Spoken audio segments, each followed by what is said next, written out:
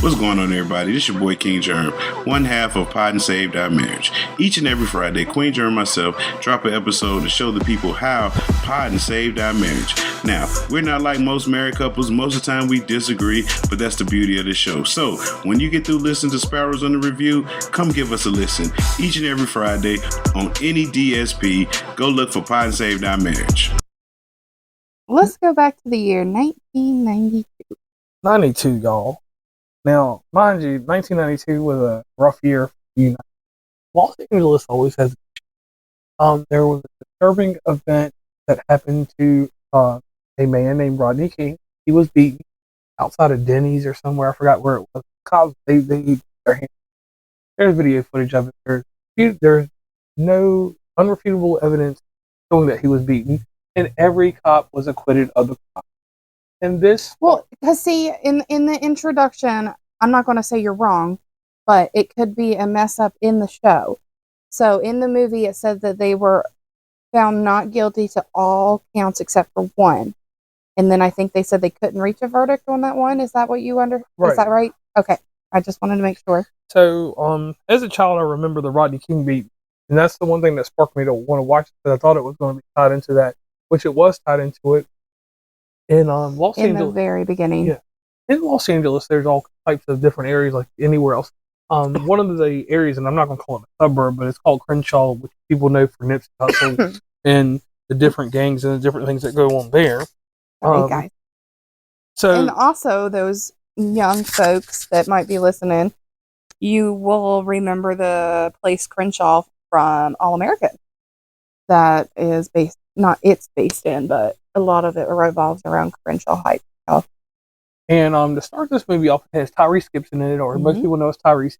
And it has the late, great Ray Liotta. I want to give him a special shout out to him before we get started with this, because this was his last movie before his unexpected death last year. Or I think it was last. Maybe. We'll find out here. May 26, 2022. Oh, so he's been dead. Yeah. Wow. So he was gone for a while, but this movie finally came out. Right. So it probably was one of the last ones he was. Yeah, it was his last movie. Okay, yeah. So let's go hit. Let's just dig into him real fast. So, let's see. He's done quite a few things. The Untouchables, I think, is his biggest. Is that it? He was in ER. Okay. Or guest star in the television series ER. He was. He starred as Frank Sinatra in the television film The Rat Pack. Was he in Donnie Brasco? Texas Rising, Shades of Blue, Blackbird, Grand Theft Auto Vice City. His films that were released after his death. I apologize. It's not funny, but I couldn't. What's funny is that I cannot pronounce that word. Cocaine Bear, Fool's Paradise. Yo, he wasn't Cocaine Bear. He was the evil dude in Cocaine Bear. Yeah. Maybe that's why I remembered him, because he plays a good bad guy. And Dangerous Waters and 1992, which was the last one to be released. Yes. Now, me notably, I've got to remember, it was something about him. Let me go through his filmography. He was in Field of Dreams. Goodfellas. Goodfellas was the movie that people... Field of Dreams? Yeah, he was in Field of Dreams. Was he the dad, or was he one of the baseball players? He was Shoeless Joe Jackson. Oh, okay. And he was in Corona as Manny the Singer. That movie had him and Whoopi Goldberg in it. Operation Dumbo Drop. But... what else was it? But mainly, let's go with that Goodfellas and Field of Dreams. Those were big ones. Heck, he was in Hannibal. He had an illustrious career. I mean, you can't say anything too bad about his career. Right. But shout out to him for this being his last movie. Now, back to the script. We get sidetracked easily. It's all right. Sometimes it happens. This movie marks around a convicted felon that has returned home. Mm-hmm. That's played by Tyrese. Yes. And Tyrese is in the position of raising his son. Yeah. We don't get any backstory on that, which is fine. in this type of movie, because like basically it is one night, and that's how fast things can turn. And it goes to prove that, you know, one choice that you make could either change your life completely or keep you on the same path. Correct. Now, the thing that got me about this one was the son. The son's early defiance when he was running his mouth to his dad underneath his breath. Well, I think a lot of that has to do with, and again, we didn't get any type of backstory on him, so we don't know how long he was in jail or prison, whichever word you use, or whichever place he was at. And so he could have been in there the kid's entire life. And we only assume that the mom passed away. So that's when he got out, and they said 6 months prior. He's probably only been living with his dad for 6 months or less, because we don't know when his mom passed. Okay. So, I mean, if it was in my shoes, you know, my dad gone for who knows how long, was trying to come in and raise me, I'm going to give him attitude too. Yeah, I could see that happening. But what I noticed with this was like that little bit where he gave him that attitude, that foreshadowed his son's rebellious behavior. Right, it did. Right, and you could see that there was that they were not hitting on all chords together. Right, and I think that it's a movie that we can probably go ahead and throw in spoilers if we want to. So here's your warning of the spoilers. If you don't want to find out what's happening in the movie, please pause, go watch, and come back. So after they made the verdict and they sent them home from the plant, and the son was witnessing the stuff that was going on out in the city or in the neighborhood, and he went back inside. I thought he was hiding tail and going to go hide in a closet. Right, and see, I was under the impression that he was going to just go there and chill, not have issues, staying out like he was supposed to, but no. See, I didn't think he was going to stay in the house. Like, once I saw that there were things going on outside and hearing those things, I expected him to go and investigate, especially, like you said, with the defiance to the dad in the beginning. Like, I could see him going out there, but the way he reacted when the first gunshot went off and he ran back inside, I thought that was going to be the end of it. I thought that he was going to go hide in the closet. And I thought the story was going to take a completely different turn, and we'll get to that point in a little bit. So Tyrese talking to his friend and his colleague, security guard, and he mentions to the security guard, he said, like, hey, can I bring my son back to the workplace to stay here because he's safe there? And the place that he worked at was a catalytic converter company. Yes, they made catalytic converters. Right. And they had different materials. They had platinum. And this platinum becomes something that becomes serious in the movie in just a little bit. Right. I'll let Stacey explain that. So,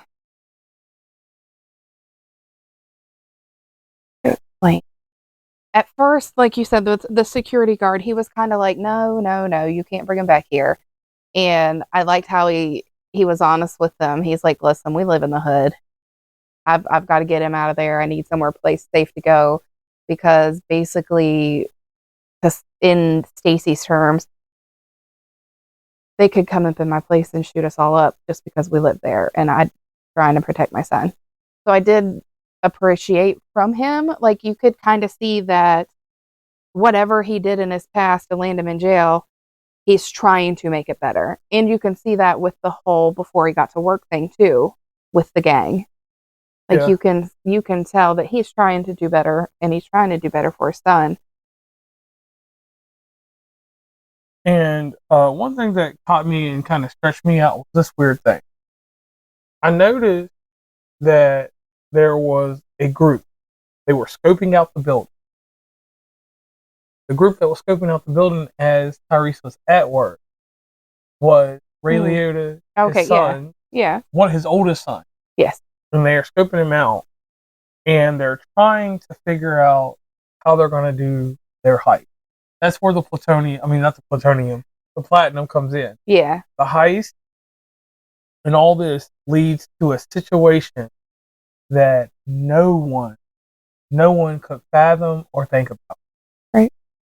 And the more and more the situation goes on, it makes for a awkward and weird feel to the movie. What do you mean awkward? An awkward feel because, like, to me, when I was watching it, I was like, oh, Tyrese is going to be in on the heist. Ex-felon. He's going to get in on this money grab. Oh, yeah. Okay. So that kind of goes back to what I was thinking in the beginning. Okay. Yeah.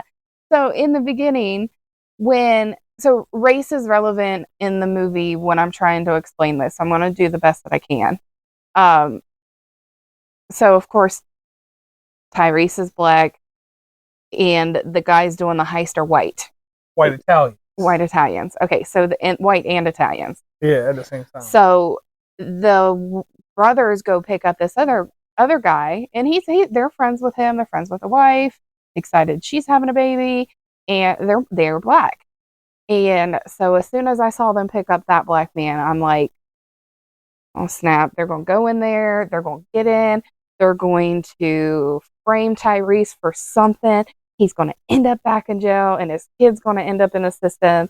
And this is a freaking story about how children of color get placed in a system because of everything that goes on, based on the racism, because of the what you said in the beginning, the 92 riot, the Rodney King beat and everything. See, and that's what I thought was going to happen. Something was going to happen. Tyrese was supposed to be a bad guy in this movie, and that's why I didn't think he was supposed to be a bad guy, but I thought he was going to get framed as a bad guy again. All right, well, I felt like he was going to join these thugs, and they was going to do a gangster heist. See, that's not what I thought. I thought that something was going to go down, and I thought the black guy was in the white people's group was going to get caught or get seen, and then Tyrese was going to roll up later, and everybody's just going to assume that it was him because they're both black. Yeah, I can see that. Now, this is gangster. Normally, our episodes are fairly short. This one's already like at 12 minutes. Let me do some fast tracking on certain things real quick. Yeah, we got time. So here's how it goes, and this is wild. So they plan a heist. Okay. So we've established that. Yes. And this heist gets fit into hyper mode because of the Rodney King beating. That's where it ties in. Right, because at first Dad's like, no, it's too dangerous. We're never going to pull this off. We're not doing it. Nope, go home. Right. And I'm thinking to myself, all right, so it ain't going to happen. They're going to plan it after the Rodney King riot, not during the riot. Right. So these guys cased the area, had it already figured out by some intel that they got from a worker inside there. Just an honest Jim, So that also, remember, in the future, you can meet a stranger, but don't give them too much information, because a year later, they could be coming to rob your job. Right, yes, so definitely watch. Because they cased the place and had it photographed and everything. Right. Never even been in the building. And it was, like the guy said, he goes, I've been talking to him for a year now, and I've got this information out of him, basically slyly. Right, so they're there. The first thing they do is they pop the first security guard. They didn't kill him. They just tased him. They tased him, tied him, zip ties and everything, and just shoved him in the corner, basically. No, mind you, one thing that happened to me was the other security guard should have been watching this on video, but he was out there going to get snacks. Well, you had the gate guard, which is the one they got, but then you had the inside security guard, and he went to go get a snack. Yeah, take a stretch or whatever, because you've seen him looking over the cameras before he left in there, and everything seemed be fine, calm and collective. So security guards, be careful out there in them streets. This one kind of threw me. Working twos. Right, working twos. Pairs. I don't have a rhyme for it, but anyway. So they get inside, boom, and guess what happens? The security guard that was friends with Tyrese told him to bring the people back. They find it. Yep. Pow pow. Pow pow. And we thought he was a gunner. We thought he was gone. So they get in there and they start doing their heist stuff. If you play Grand Theft Auto, you know exactly what I mean when I say heist. Yeah. So I don't have to leave nothing to imagination on that. All I want to say is it was locked up into something that they said they had 2 keys and then maybe even 2 locks, and then you had to get into it and whatever. So they were going in from the side. And look, you definitely had to hit this with the plasma joint. They was hitting it with the plasma. Yep. They were burning, doing all kinds of stuff. Well, security guard has one last strike in him. He slithers, and I said slither. It's like he's dragging this, it was military crawling. Yeah. And either way, he basically like he slides into the spot. Like he was dying because there was a lot of blood on him. Oh yeah, yeah. So he hits the alarm. Well, the alarm sets off this I don't want to call it like a trap door. Yeah, like an extra security around the safe. Right. Yeah.